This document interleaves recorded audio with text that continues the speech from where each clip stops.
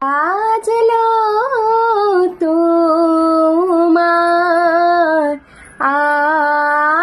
আলোর বেনু মাতলো রে ভুবন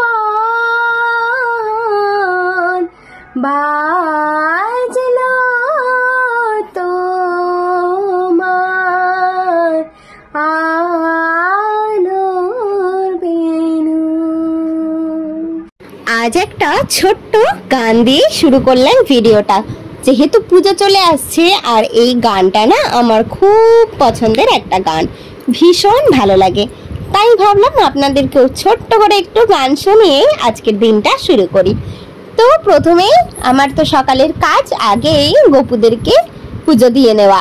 আজ গোপুদের ঘুম থেকে উঠতে অনেক বেলা হয়ে গেছে, বাবা সকালবেলাতেই তুলে দেন, কিন্তু আজ বাবা ভুলে গিয়েছেন।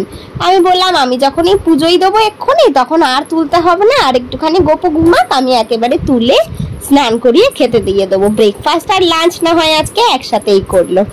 তো যথারীতি স্নান টান করে এবার গোপু দাদাদের সুন্দর করে ঘুম থেকে তুলে আস্তে আস্তে তাদেরকেও স্নান করিয়ে দিলাম। স্নান করিয়ে ফুল টুল জোগাড় করে ভালো করে ঠাকুরদেরকে পুজোটা দিয়ে নিলাম।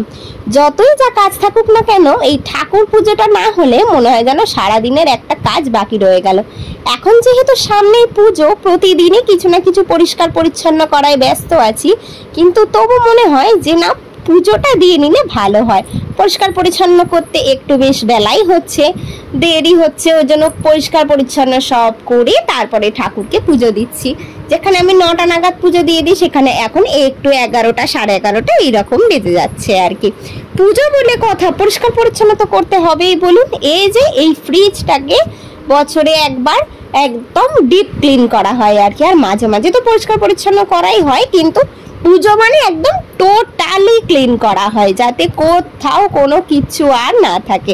এইটাকে ভালো করে পরিষ্কার করে নিয়েছি, কারণ পুজোর সময় সব পরিষ্কার থাকবে, এটাই যেন দেখতে ভালো লাগে। ছোট্ট থেকে এটাই দেখেছি যে পুজোর সময় একদম টোটালি সব ক্লিন করা হতো।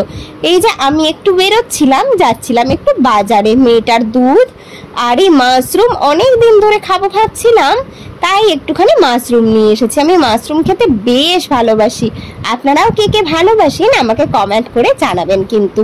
এই যে বেরিয়েছি, বেরিয়ে দেখলাম মাশরুম, তাই একটু মাশরুম নিয়ে নিয়েছি। তারপর এসে দেখলাম মা বাড়িতে ইডলি বানিয়ে রেখেছে, তো চট জলদি সেটা খেয়ে নিলাম। আর এই যে আমার বদমাইশ মেয়ে বসে পড়েছে বদমাইশি করতে। আজকের ভিডিওটা এই পর্যন্তই রইল। সকলে ভালো থাকবেন, সুস্থ থাকবেন, আবার পরের ভিডিওয়ে দেখা হচ্ছে।